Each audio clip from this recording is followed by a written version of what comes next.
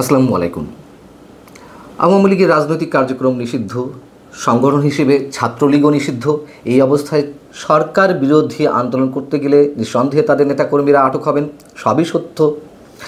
নিষিদ্ধ দলের কার্যক্রম নিশ্চয়ই আমরাও সমর্থন করি না, কিন্তু নিষিদ্ধ হওয়ার সুযোগ নিয়ে আওয়ামী লীগ সব কিছুতেই আবার হাত পা গুটিয়ে বসে থাকার সুযোগটি নেবে, আরাম আয়েশে থাকবে, এটিও নিশ্চয়ই আমরা সমর্থন করি না।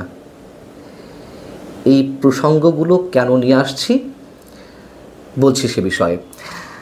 আওয়ামী লীগ ক্ষমতায় থাকতে মুক্তিযুদ্ধের চেতনার কথা মুখে ফেনা তুলে ফেলতো। মুক্তিযুদ্ধের চেতনাকে তাদের রাজনৈতিক কার্যক্রমে ব্যবহার করেছে, রাজনৈতিকভাবে লাভবান হওয়ার জন্য।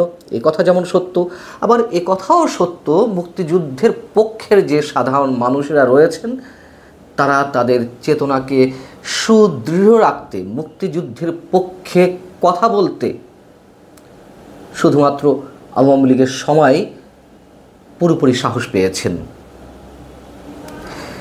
শফিকুল আলম, প্রধান উপদেষ্টার প্রেস সচিব, তার সব ধরনের বক্তব্যের বিরোধিতা, সব ধরনের সমালোচনা আমি সব সময় করে আসছি। তখন তিনি যেসব কথাবার্তা বলেন আসলে সেগুলো কোনো যৌক্তিকতার মধ্যে পড়ে না। কিন্তু 5 আগস্ট অভ্যুত্থানের বর্ষপূর্তি দিনে তিনি একটি পোস্ট দিয়েছেন তার ফেসবুক পেজে। তার এই পোস্টের কোনো অংশের সাথে আমি একমত পোষণ না করে পারছি না, অন্তত এক্ষেত্রে। তিনি কি বলেছেন তার ফেসবুক পেজে? তার লেখাটির শিরোনাম হচ্ছে শেখ পরিবার ও আওয়ামী লীগের কর্মীদের এক ঝাঁক কাপুরুষ। তিনি বলছেন, তারা অর্থাৎ আওয়ামী লীগের নেতাকর্মীরা টানা 15 বছর ধরে ক্ষমতায় থাকতে পেরেছে শুধু একটি কারণেই, সেটি হলো তারা হাজার হাজার পুলিশ, সেনা ও নিরাপত্তা কর্মকর্তাকে তাদের ইচ্ছাধীন হত্যাকারী বাহিনীতে পরিণত করতে পেরেছিল। যদি এই কিলিং স্কোয়াডগুলোর কোনো সহযোগিতা না থাকতো তাহলে শেখ হাসিনা, তার পরিবার ও আওয়ামী লীগের এই বাহিনী বহু বছর আগেই নিশ্চিহ্ন হয়ে যেত।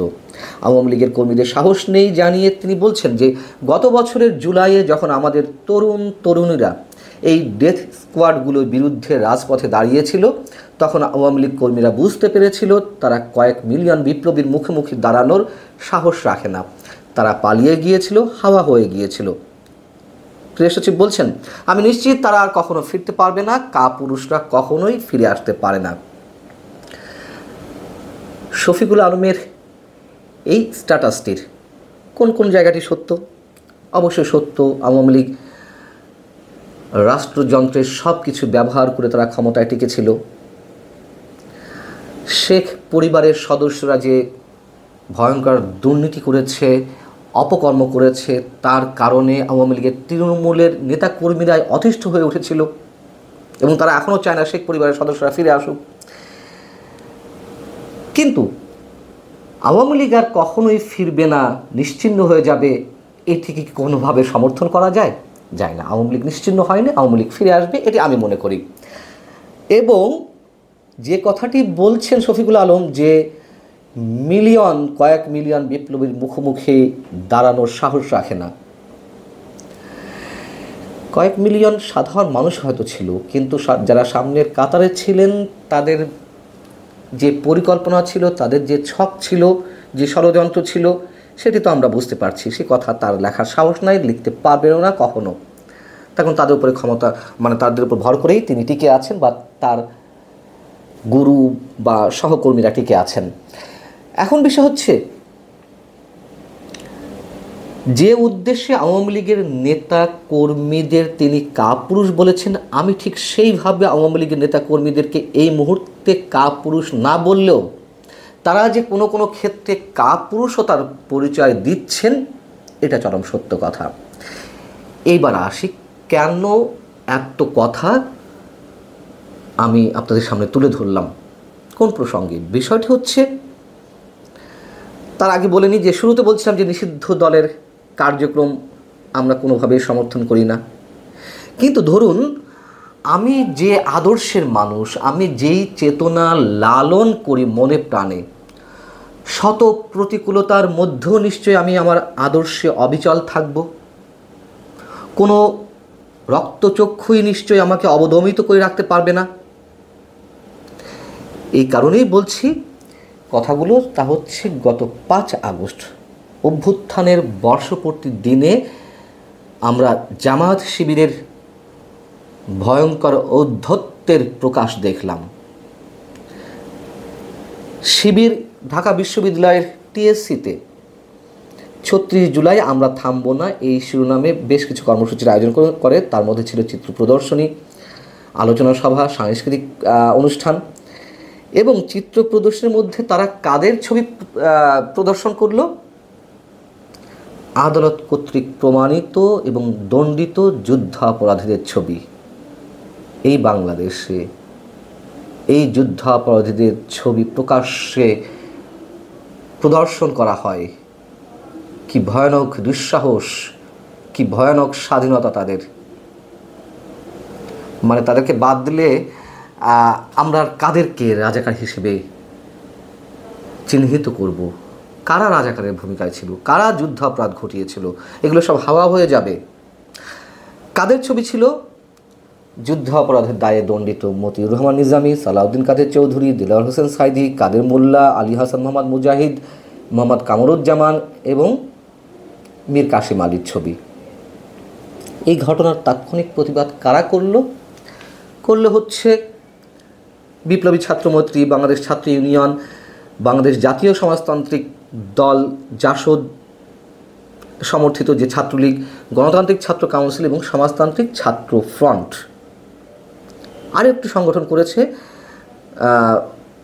বাংলাদেশ গণতান্ত্রিক ছাত্র সংসদ, বৈষম্যবিরোধী ছাত্র আন্দোলনের থেকে গড়ে ওঠা। এরা করেছে আবার শিবিরের সাথে তাদের দাঁড় কুমড়া সম্পর্ক এই মুহূর্তে এই জন্য করেছে। যাও, বিষয় হচ্ছে যে এই বাম সংগঠনগুলোর চাপের মুখে একটা পর্যায়ে ঢাকা বিশ্ববিদ্যালয় কর্তৃপক্ষের নির্দেশে এই ছবিগুলো নামিয়ে ফেলা হয় এবং একটা পর্যায়ে ঢাকা বিশ্ববিদ্যালয়ে গভীর রাতে বেশ উত্তেজনার সৃষ্টি হয়, ধাওয়া পাল্টা ধাওয়ারও সৃষ্টি হয়। প্রশ্ন হচ্ছে, এই যে ঘটনাগুলো ঘটছে সেই চেতনাজীবীরা কোথায়? সেই আওয়ামী বুদ্ধিজীবীরা কোথায়, যারা মুক্তিযুদ্ধের কথা বলতে বলতে মুখে ফেনা তুলে ফেলতেন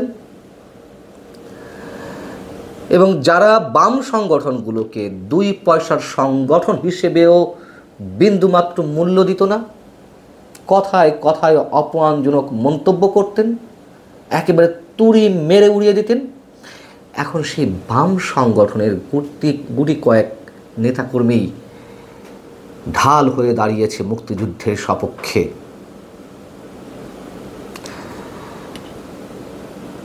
সেই বুদ্ধিজীবীরা যারা আওয়ামী লীগকে নানান ধরনের কুপরামর্শ দিয়েছে, যারা শেখ হাসিনাকে কথায় কথায় তার বিভিন্ন বক্তব্যে তালিয়া বাজিয়ে উৎসাহিত করেছেন, তারা কোথায়? সেই সাংবাদিক কিংবা অধ্যাপক, শিক্ষক, বিভিন্ন শ্রেণী পেশার মানুষেরা।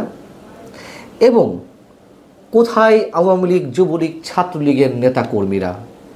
আমি বলছি না রাজনৈতিক কার্যক্রম নিয়ে তারা এগিয়ে আসুক, যেহেতু তারা নিষিদ্ধ, কিন্তু তারা রাজনৈতিক পরিচয়ের বাইরে তো সাধারণ মানুষের সাথে নিয়ে এগুলো বিরোধিতা করতে পারে না? অবশ্যই পারে। কিন্তু এই জায়গায় আবার তারা ওইটি বলে নিজেদেরকে সেফ সাইডে রাখছে যে আমরা তো নিষিদ্ধ, আমরা এখন পথে নামবো কী হবে। কেন হরতালের ডাক দেননি? বিভিন্ন কর্মসূচির ডাক এই 1 বছরে দেননি? খণ্ড খণ্ড মিছিল বের করেননি? এখন কেন পারেন না আপনারা দলীয় ব্যানার ছাড়া এই ধরনের কার্যক্রম হাতে নিতে? রিস্ক তো থাকবেই। বীর পুরুষ হয়তো কখনো কোনো রিস্ককে মাথায় রাখে না। কেন সৎ সাহস নিয়ে এই যে মুক্তিযুদ্ধের অপমান, এই যে চিহ্নিত যুদ্ধাপরাধীদের কার্যক্রম প্রদর্শন, এর বাইরে তো 1 বছরে আরও অনেক কিছু হয়েছে। পাকিস্তানের মোহাম্মদ আলী জিন্নাহকে বাংলাদেশের জাতির পিতা হিসেবে ঘোষণার দাবি জানিয়েছে কোনো সংগঠন। অনেক কিছু ঘটে গেছে, সেসবের বিরুদ্ধে নামতে পারেন না। অবশ্যই এখানে কাপুরুষতা পরিচয় দিচ্ছে আওয়ামী লীগের নেতাকর্মীরা। শফিকুল আলমের এই বক্তব্য যেভাবেই আসুক না কেন, অন্তত এই শব্দটিকে সমর্থন করছি। আর আরেকটা বিষয় দেখুন, নির্বাহী আদেশে আওয়ামী লীগের রাজনৈতিক কার্যক্রম নিষিদ্ধ হয়েছে, ছাত্রলীগ নিষিদ্ধ হয়েছে, আদালত কর্তৃক তো আরও হয়নি।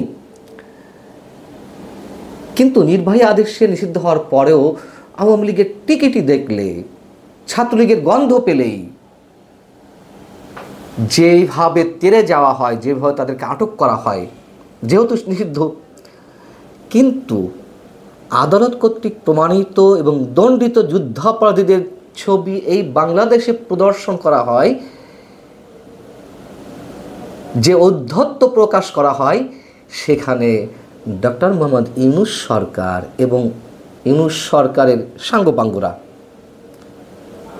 টু শব্দটি করে না, বরং সম্ভবত খুশি হয়। টু শব্দটি করার সাহস তাদের নেই।